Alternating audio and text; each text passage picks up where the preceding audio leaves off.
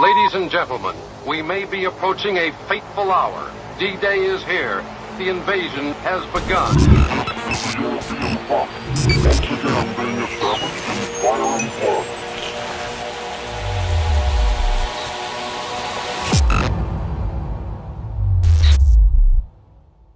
প্রথমেই কিছু প্রসঙ্গ কথা। সায়েন্স ফিকশন মানবতার 3 ধরনের ভবিষ্যৎ চিত্রিত করে। প্রথমটা হচ্ছে ডিস্টোপিয়ান ভবিষ্যৎ, যেখানে পুরো মানবজাতিকে দাসত্বর শেকলে আবদ্ধ করা হয়েছে। মানবজাতি একনায়কতান্ত্রিক শাসনের চাপে পড়ে পিষ্ট হয়ে গেছে। মানুষ টেকনোক্রেটিক জঞ্জালভূমিতে স্রেফ এক আবর্জনায় পরিণত হয়েছে। দ্বিতীয় ভবিষ্যৎটা প্রায় আগেরটার মতোই ডিস্টোপিয়ান ভবিষ্যৎ, যেখানে মানবজাতিকে দাস বানানো হলেও সরকার মিডিয়ার পাশাপাশি ফার্মাসিউটিক্যাল ব্যবহার করে জনগণকে মনে করায় যে তারা স্বাধীন ও আনন্দময় জীবন কাটাচ্ছে। এরপর আসে তৃতীয় প্রকার ভবিষ্যৎ, যেটা সম্ভবত সবচেয়ে ভয়ঙ্কর। এখানে মানবজাতি নিশ্চিহ্ন হয়ে গেছে, কারণ প্রযুক্তি অবশেষে মানব দেহ ও মনকে অচল বানিয়ে দিয়েছে। মানুষের বদলে বিশ্ব ভরে গেছে রোবট, অ্যান্ড্রয়েড ও সাইবার হিউম্যানে। আধুনিক বিশ্বে আমাদের বর্তমান বাস্তবতা হলো একটা বা দুটো নয়, 3 প্রকারের ভবিষ্যৎই আজ অনেকটাই বাস্তবে রূপায়িত হয়েছে।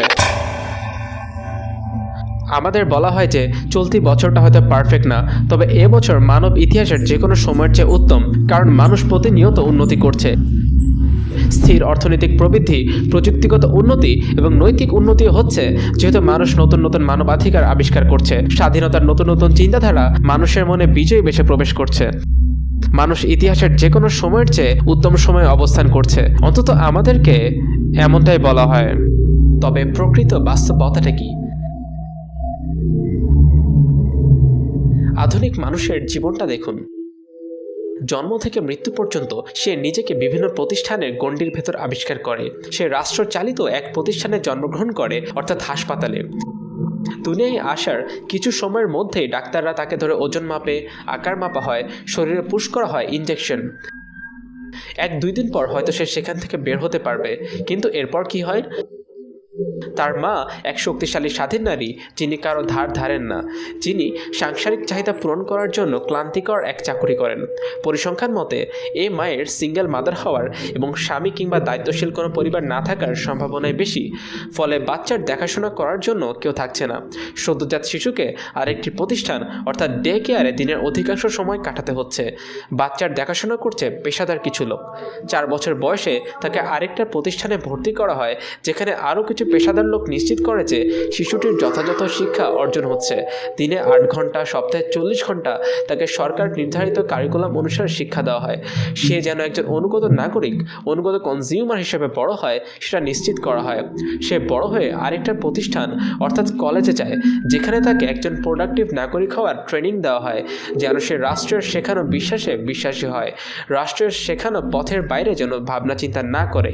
গ্র্যাজুয়েশনের পর সে পাগলের মতো চাকরি খুঁজতে শুরু করে, যেন স্টুডেন্ট লোনের লক্ষ লক্ষ টাকা পরিশোধ করতে পারে। সে নিজের পড়াশোনার ফিল্ডে চাকরি না পেলে ন্যূনতম মজুরির বিনিময়ে কায়িক পরিশ্রম নির্ভর কাজ করতে শুরু করে বাধ্য হয়ে। ভাগ্য ভালো হলে হয়তো মজুরির দাস হয়ে কর্পোরেট ফিল্ডের ইঁদুর দৌড়ে ঢুকেও যেতে পারে। প্রতিদিন সে নিজের ইচ্ছার বিরুদ্ধে বিছানা ছেড়ে ওঠে, কম্পিউটারের সামনে সপ্তাহে 40 ঘন্টা কাটায়, ঘরে ফিরে ক্লান্ত, অবসন্ন ও আবেগহীন হয়ে। ফলে ঘরে বসে অর্ডার করা খাবার খেতে খেতে নেটফ্লিক্স দেখা ছাড়া কিছু করার এনার্জি থাকে না। হয়তো সে বিয়ে করবে, হয়তো 1-2 সন্তান দুনিয়ায় আসবে, কিন্তু কি লাভ? সেই সন্তানগুলো নিজেদের প্রাতিষ্ঠানিক অস্তিত্বে নিজেদের জাগ্রত সময়ের অধিকাংশ সময় আবদ্ধ থাকে। সে এভাবে হয়তো 40 বছর মতো কাটিয়ে দিবে, এরপর রিটায়ার করবে। এতদিনে হয়তো তার ডিভোর্স হয়ে গেছে, তার সন্তানরা অনেক আগেই তাকে ছেড়ে চলে গেছে। তাকে জীবনের শেষটুকু একাকী নিঃসঙ্গভাবে কাটিয়ে দিতে হবে, হয়তো কোনো বৃদ্ধাশ্রমে, যেটা তার জীবনের শেষ প্রতিষ্ঠান। সুতরাং জন্ম থেকে মৃত্যু পর্যন্ত কার্যত তার জীবনের প্রতিটি মুহূর্ত একটি রাষ্ট্র বা প্রতিষ্ঠানের মধ্যস্থতায় ছিল, অথবা হয়তো তিনি একা থাকেন, আর যখন তিনি নিজ অ্যাপার্টমেন্টে মারা যাবেন কেউ জানতেও পারবে না। তাকে দেখার বা যত্ন দেওয়ার মতো আপন পরিবার নেই। তিনি মারা যাওয়ার কয়েক মাস পরে তার মৃত্যুর খবর জানা যাবে, যখন তার পচনশীল মৃতদেহের ক্রমবর্ধমান দুর্গন্ধ তার অ্যাপার্টমেন্ট বিল্ডিংয়ের হলগুলোতে ছড়িয়ে পড়বে। তার মৃতদেহকে নিষ্কাশন করতে পুনরায় ডাকতে হবে একটা কর্পোরেশনকে।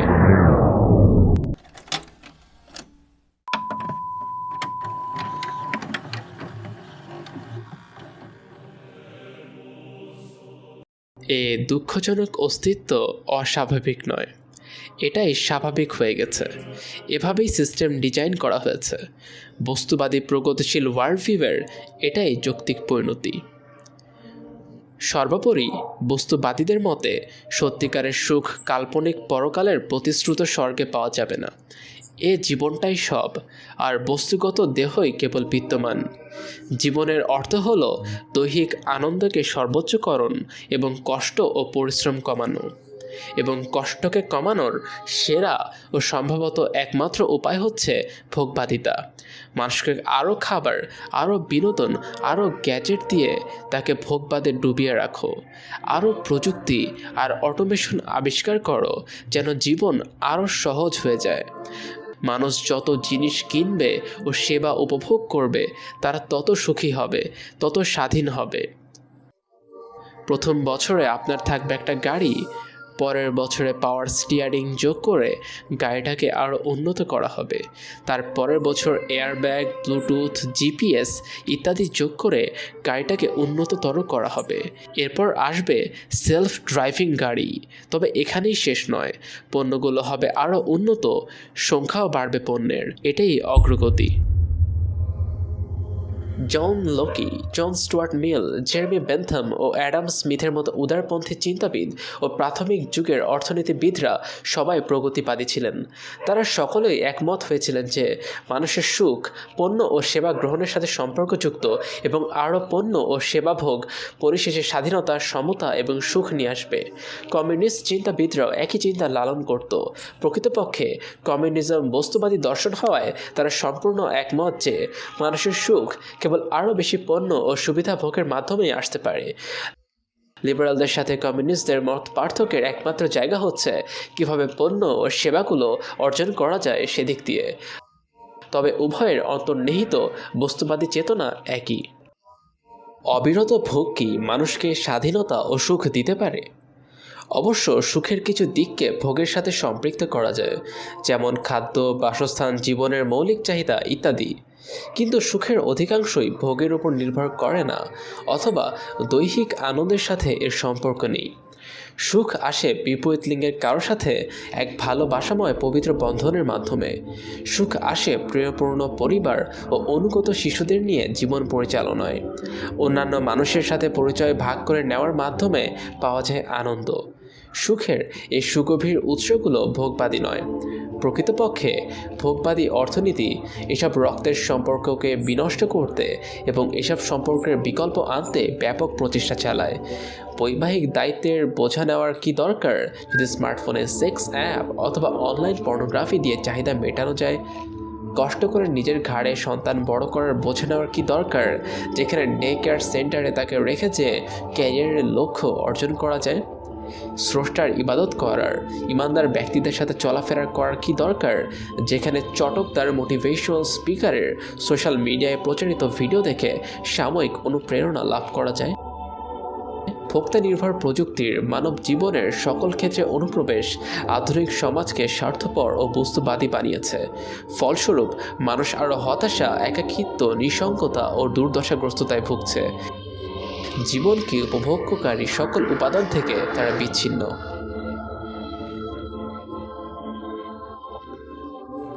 মানব মন প্রকৃতিগতভাবেই এমন কৃত্রিম অস্তিত্বকে এড়িয়ে চলতে চায়।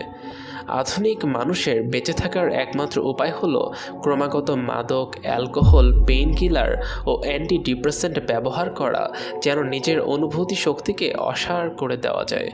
এরপরও আত্মহত্যা ও মাদকের ওভারডোজের হার বছরের পর বছর ধরে বেড়েই চলেছে। আধুনিককালের অসুখী মানুষরা সত্যি অনন্য। এটা বোঝা যায় হ্যাপিনেস ইনকাম প্যারাডক্স থেকেই।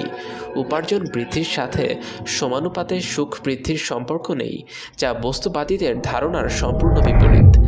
বিশ্বের বেশ অনেকগুলো দেশে সুখের মাত্রা এবং ইনকামের পরিমাণ দীর্ঘ সময় ধরে পর্যবেক্ষণ করা হয়, যেখান থেকে স্পষ্ট হয় যে অধিক বস্তুগত সম্পদ মানেই অধিক সুখ নয়। কিন্তু অন্যান্য গবেষণা থেকে গুরুতর বিষয় উপলব্ধি করা যায়।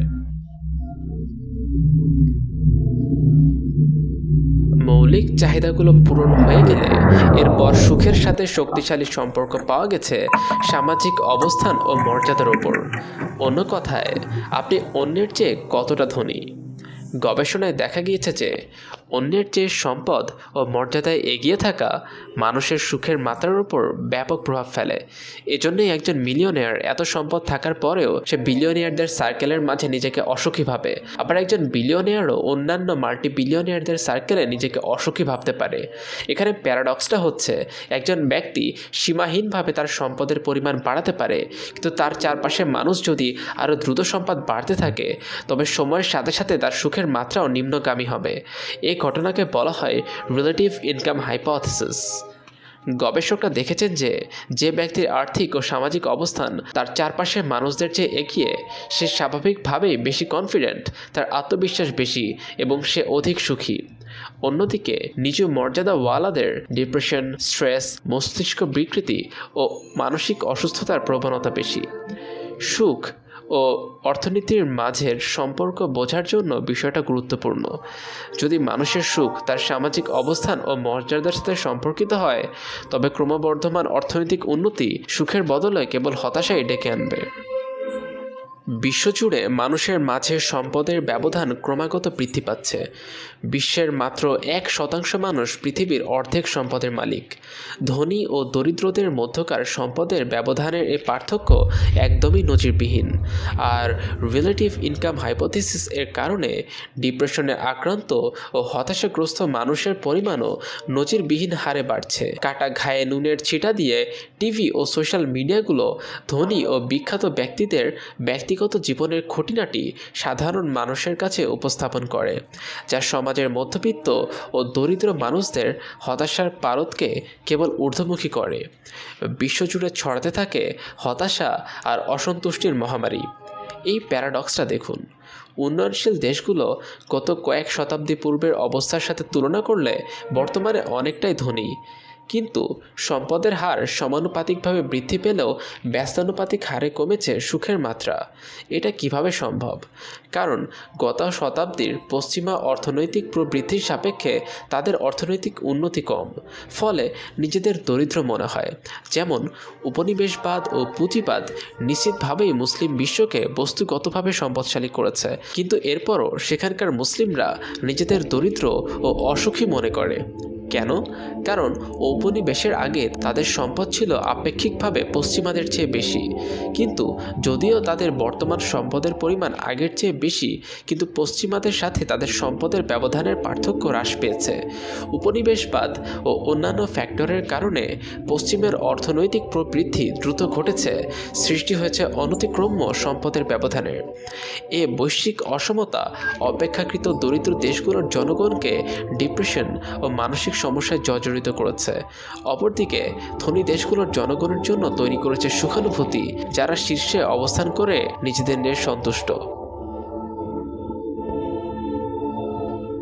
কিন্তু ধনী ও দরিদ্র দেশের মধ্যে সম্পদের ব্যবধান কি আসলেই অনতিক্রম্য? উন্নয়নশীল দেশগুলো কি সম্পদশালীতার দিক দিয়ে পশ্চিমাদের ছুঁতে পারে না? বৈশ্বিক পুঁজিবাদী অর্থনীতি কি সবাইকে সমান সুযোগ দেয় না? উত্তর হচ্ছে না। এমানুয়েল ওয়ালারস্টেইন এবং থমাস পিকেটির মতো তাত্ত্বিকরা উল্লেখ করেছেন যে লিবারাল পুঁজিবাদী মডেল কাঠামোগত অসমতার জন্য দায়ী নয়। জনসংখ্যার 1% বিশ্বের 50% সম্পদের মালিক হওয়ার কারণ নিছক কঠোর পরিশ্রম এবং অধ্যবসায় নয়। বিগত কয়েক শতাব্দী ধরে পশ্চিমা দেশগুলির অত্যাধিক সম্পদ রয়েছে। বাকি বিশ্বের উপর পশ্চিমা বিশ্বের অত্যাধিক নিয়ন্ত্রণের অধিকারী হওয়ার কারণ নিছক চতুরতা নয়, বরং বৈশ্বিক পুঁজিবাদে স্পষ্ট কাঠামোগত বৈষম্য রয়েছে, যা অন্য দেশগুলোকে পশ্চিমের সাথে তাল মেলাতে বাধা দেয়।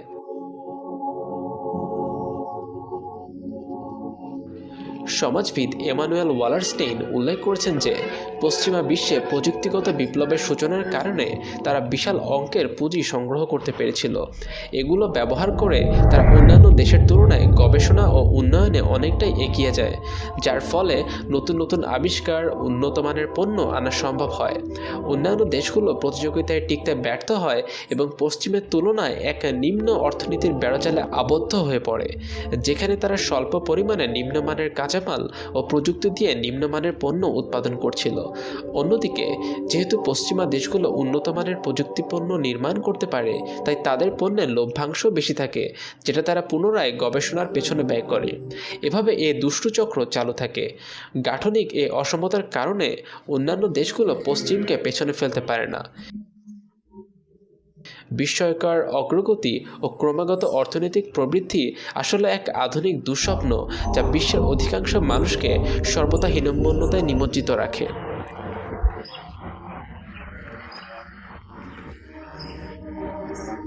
মানবজাতির কি স্বাধীনভাবে বাঁচার কথা নয়? সম্ভবত স্বাধীনতাই এখানে প্রধান সমস্যা। অন্তহীন প্রযুক্তিগত উন্নতি ও ভোগবিলাসের একমাত্র উদ্দেশ্য হচ্ছে আমাদের স্বাধীনতাকে আরও বৃদ্ধি করা। আমাদের পূর্বপুরুষরা যে কষ্টে ভরা দুর্দশাগ্রস্ত জীবন পার করেছেন, আমাদের সেসব নিয়ে ভাবতে হয় না। এখন আমরা আরামে নিশ্চিন্তে বসবাস করি। আমাদের মৌলিক চাহিদাগুলো, যেমন খাদ্য, বস্ত্র, বাসস্থান, যৌন মিলন, বিনোদন, সব কিছুই একটা বাটন চেপে উপভোগ করা যায়। বাটন চাপতে খুব কষ্ট হলে ভয়েস কমান্ড তো আছেই, কিন্তু এটাও যথেষ্ট হচ্ছে না। ব্রেইনে কি কম্পিউটার চিপ বসানো যায় না, যেন পিৎজার কথা চিন্তা করলে সেটা অর্ডার হয়ে যায়? কিন্তু এরপরে তো কষ্ট করে চিবাতে হবে। এর চেয়ে পিৎজার পুষ্টি ইঞ্জেকশনের মাধ্যমে দেহে পুশ করে ব্রেনকে ভার্চুয়ালভাবে পিৎজা খাওয়ার স্বাদ অনুভব করানো যায় না? আচ্ছা, এই অচল দেহকে বয়ে বেরিয়ে নিজেদের স্বাধীনতা সীমাবদ্ধ করার দরকারটা কি? নিজেদের দেহকে প্রযুক্তির সাহায্যে আরও উন্নত করা যায় না? অথবা আরও ভালো হয় দেহটাকে ছুঁড়ে ফেলে দিয়ে বরং নিজেদের মনকে ক্লাউডে আপলোড করলে, যেন আমরা চিরদিন এক সাইবার জান্নাতে বসবাস করতে পারি। কিন্তু যৌক্তিকভাবে ভাবলে এটা কি স্বাধীনতার সীমারেখা নয়? স্বাধীনতার সর্বোচ্চ অর্জন? কিন্তু নিশ্চয়ই এই স্বাধীনতার আরেক অর্থ হচ্ছে মানবদের অস্তিত্ব আর থাকবে না, আর দেহ না থাকলে উষ্ণ দেহের কোমল উত্তাপ উপভোগ করা যাবে না, সূর্যাস্ত দেখার সুযোগ থাকবে না, বৃষ্টির স্নাত পরিবেশে স্বস্তির শ্বাস ফেলা যাবে না, সন্তানের হাসিমাখা চেহারা দেখে স্বর্গীয় সুখের ছটা পাওয়া যাবে না। মানব জীবনের কিছুই বাকি থাকবে না। শেষ হবে মানবজাতির দুনিয়ায় সংক্ষিপ্ত ভ্রমণ। নাকি ভিন্ন কোনো রাস্তা খোলা আছে?